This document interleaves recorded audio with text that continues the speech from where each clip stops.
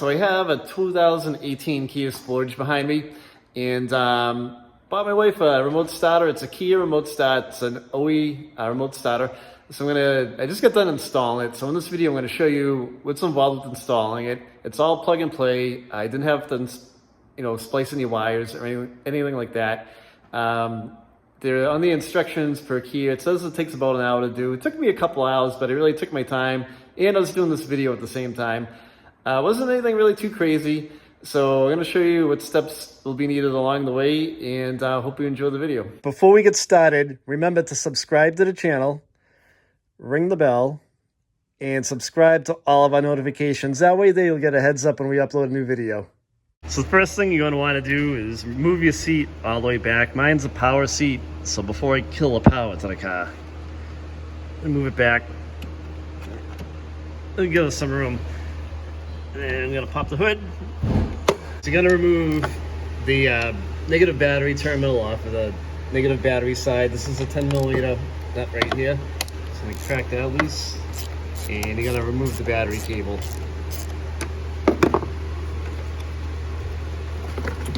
Tuck it to the side. So you come over and open up your fuse panel cover, take that cover off, remove this piece of weather strip away from the side panel here, because you have to take the side panel cover off. So you kind of reach behind like I am and pry it away just like that.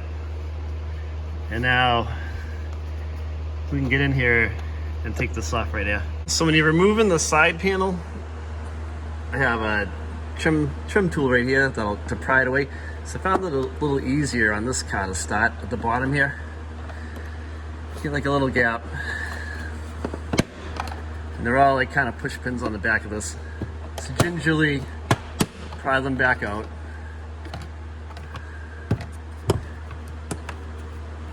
And you can get in here and pull this panel away just like that. Be careful with it, because these are all plastic, and you don't want to, scratch up the dashboard on the side here. You want it to look factory. So just take your time. It'll pull out. Go gingerly with it, and it should come right off for you. Okay, so next there's 4 Phillips screws that you're gonna want to remove, and this one's right under the steering column. It's right there. There's a Phillips there, and there's a Phillips there, and one on the side right there. And what you're going to do is you're going to remove this whole under trim piece that's under the steering wheel. So I'm going to take those Phillips screws out right now, and I'll get back to you in a second. Okay, so before you remove this trim panel, you need to disconnect the OBD connector. So to do that, there is a tab right here. Let's see if we can get this. So you're going to squeeze this in.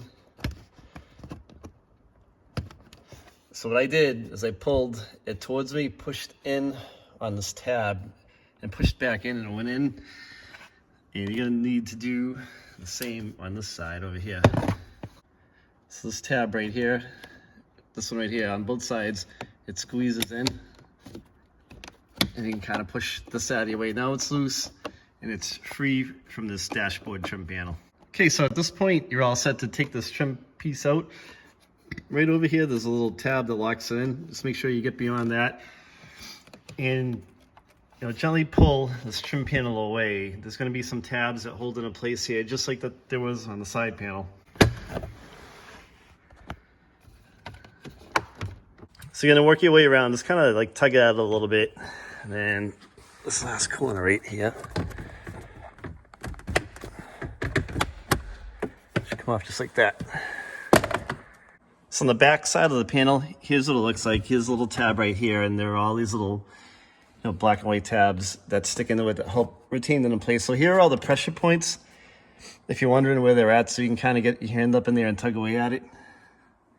That's what fastens this panel up and under your steering column. Okay, so next you need to take this metal bracket out of the way. There's 4 4mm bolts. There's one here, one here, one here, and one here. I'm gonna take that off those out real quick with my ratchet, and I'll get back to you in a second. So the bolts are out, and just be able to slide this out. There you go. Put that bracket to the side, And all 4 of these bolts are the same size, so just put them in your cup holder or something so that you don't lose any. Okay, so now you have to remove the lower steering shroud. So right here, there is one Phillips right here that you need to remove, and I'm going to do that right now. Okay, so after you've taken that Phillips screw out, you've loosened up the lower column cover, put the tilt steering lever down, and you're going to want to remove this upper trim panel right here. There's a couple of screws behind here we need to get at. There's this Phillips screw right here you need to get at, and there's one right there you need to get at to lower that bottom trim piece. I'm gonna take that one out on that side, drive side, passenger side. You may need to turn the wheel to access them. Take those out, and this bottom cover should come down for you. If you turn the steering wheel to the side a little bit, you can easily get at them. I'm gonna get in there with my Phillips, and we'll remove those 2 bolts, those 2 screws. Okay, so once you remove those 2 Phillips screws, this lower panel is gonna fight you a little bit, and there's a tab here and a tab over here on the ignition side. So you're gonna have to like kind of pull down a lower cover. I had to kind of push this little tab right here out of place on both sides. Be careful with it, take your time, and then the cover will come out. And this is the point you want to be at. Now, lower your steering wheel all the way down, and then you're gonna lock it into place so it doesn't move around on you. So if you made it this far, you're doing a great job. Right, so under here, you're gonna remove the 6-pin female ignition connector, and it should be right here. There's a tab on it that you've gotta press in and pull down. And now you're gonna take your harness right here. It's time to start installing all of this into it. So now one end of the harness is gonna plug up and into here. Make sure it clicks into place so you can hear it. And then on the other end here, you're gonna plug in the factory harness, which is right here.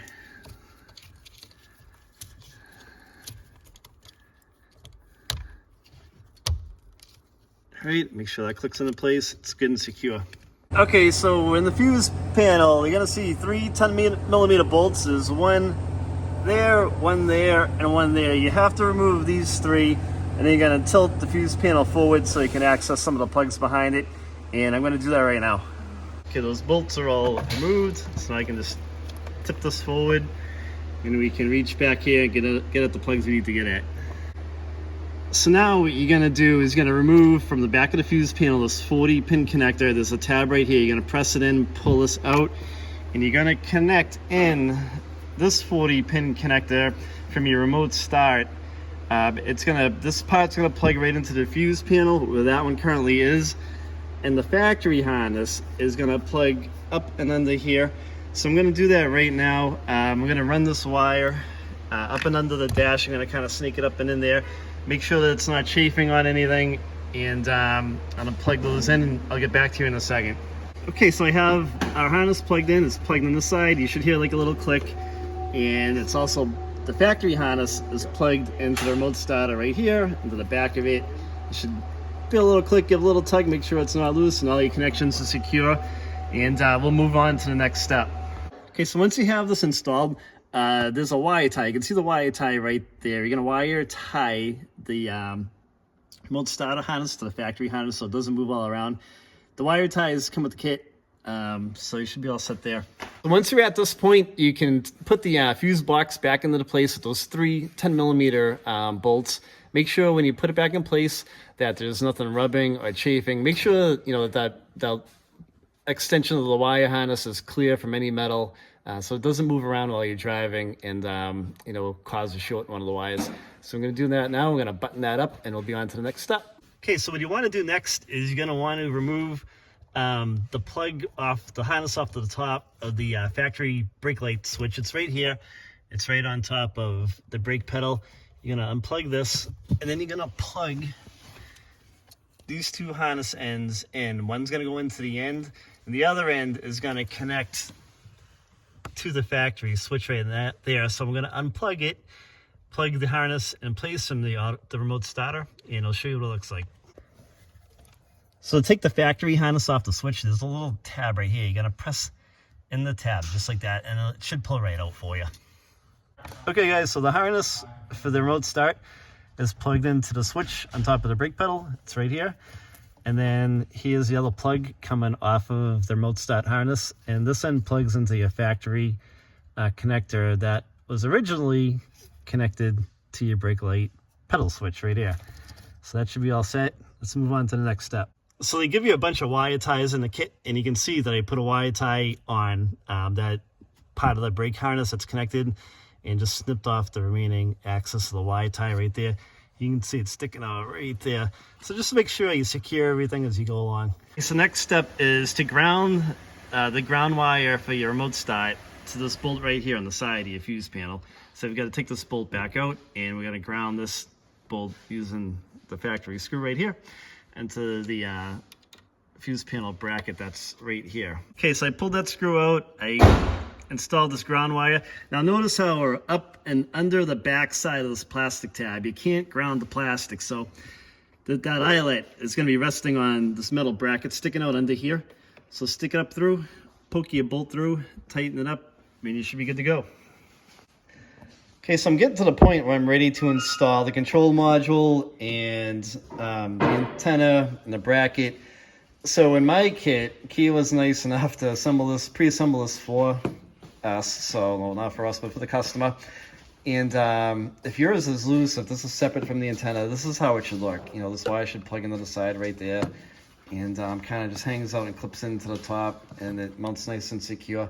But I didn't need to do this step. It was all kind of just attached and assembled for me in the box, which is pretty nice. So we're going to go on to the next thing. So our next step is plugging in the control module. So we have a 4-pin connector right here, and that's going to go right here. And there's a 20-pin connector on the wire loom right here for the remote start, and that's going to connect right there. So I'm going to press those into place. So when they're connected, this is how it should look. Make sure you give, once again, a quick tug on the connections. Make sure they're snapped in, clicked in, and secure. And same over here. Make sure that everything is secure.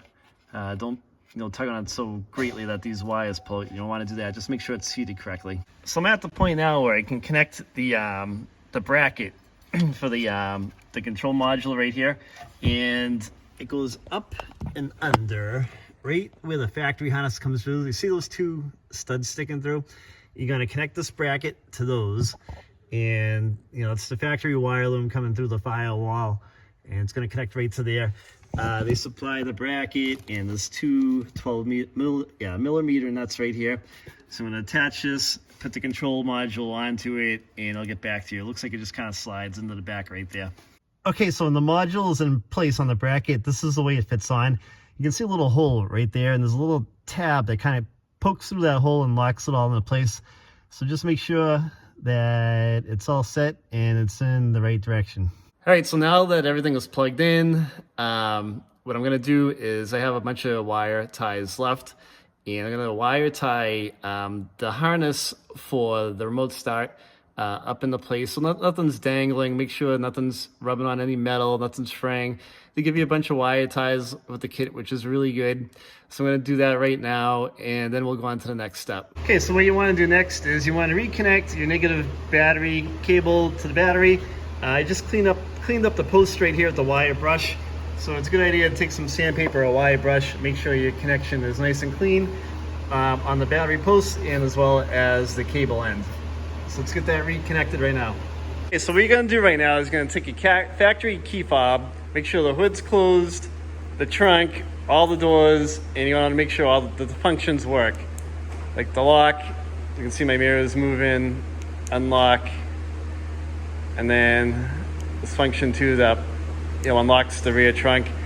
I went through it all, everything seems to work great. So at this point, you can reinstall your metal bracket that went under the steering column and the lower cover for the steering column that went under here, and the cover for the side of the dash right here.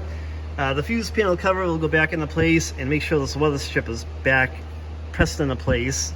So I'm going to get all this reassembled. Remember, there's two screws under the steering wheel right over here to attach that lower panel. There's one on each side, and I'm going to get that all buttoned up, and I'll get back to you in a second. Okay, so my trim panels are back into place.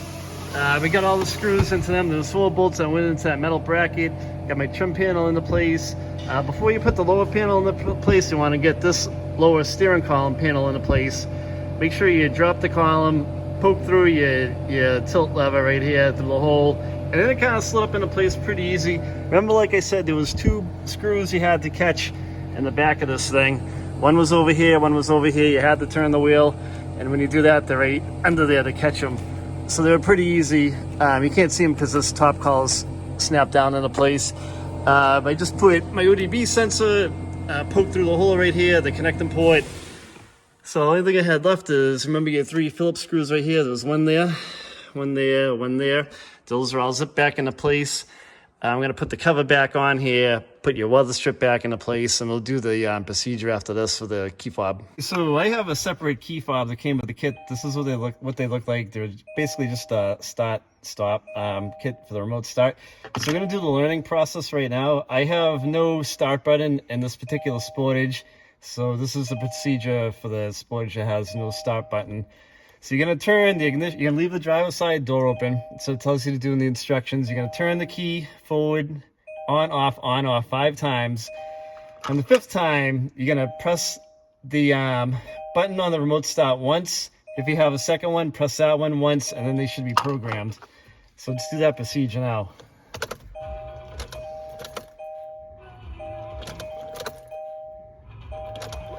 Four, 5. And then here's the other one. Now close the door. Yep. Close the door. And with the key out, everything should work wonderful. All right, we're locking ourselves in. And open the door. That looks good on the factory remote. All right, so now we're going to go over the procedure for starting the car. You have to get accustomed to this while you're in the vehicle for the first time till you get to use it. So you basically, they're telling us to hit the button 1 time, and then the doors lock and the headlights come on for a second. Then you hold the button down within a 3-second period for 2 seconds, and then you let off, and then the engine starts and the headlights come on. When the headlights are on, you know the vehicle is running. If the headlights are not on and you're looking out the window at the car, the engine is not running. So Tony's going to go and demonstrate that now. 2,000, let go. Now the car's started. We'll go outside the car and we'll also demo this from outside the car for you guys. And the headlights are on the vehicle right now, so we know that it's running. And when Tony was programming the fobs, after he did the key cycle, he held the button down until it flashed, and then it was programmed. And he did the second remote within a 3-second period. You have to do that kind of quick to get it to program. It's pretty simple to program them. And it's all plug and play. It seems like a really nice system. Just getting the starting procedure. It does not start the car with just holding the button 1 time. That's what you're going to have to get acclimated to it. We'll get out of the car and start it from the outside of the car now. Okay, so we're going to show you guys the procedure from outside of the car so you can see what's actually happening. I'm going to press the button once, and then you're going to press and hold it again for 2 seconds, and then release, and it should stop the car. 1, 1,000, 2, 1,000. And now the car is started. And now the headlights turned on, so we know it's running. And his mirrors are still sucked into the car. So now the car is locked. Tony's going to walk up to the car and he's going to hit the button twice, and the doors are going to unlock. So here we go. Okay, the doors are unlocked on the car. He can get in the car now, and he has 30 seconds to get into the car and put the key in the ignition. If he steps on the brakes at any point, the car starter will shut off. Yep. Now he's got the key forward, engine's running, he's on his way. We're ready to go shopping, Steve. Let's go. Wife's are happy again. Alrighty. So hope you guys liked the video. If you have any questions, leave a comment. I'll reply back to you. And this wasn't that bad. the instructions say it takes about an hour, give yourself a couple hours to do it. Take your time. Make sure you wire tie all the wiring up and out of place so it's not rubbing on anything like I showed you how to in the video. And don't forget to subscribe to the channel. We've got a lot of great stuff coming out. Thanks for watching.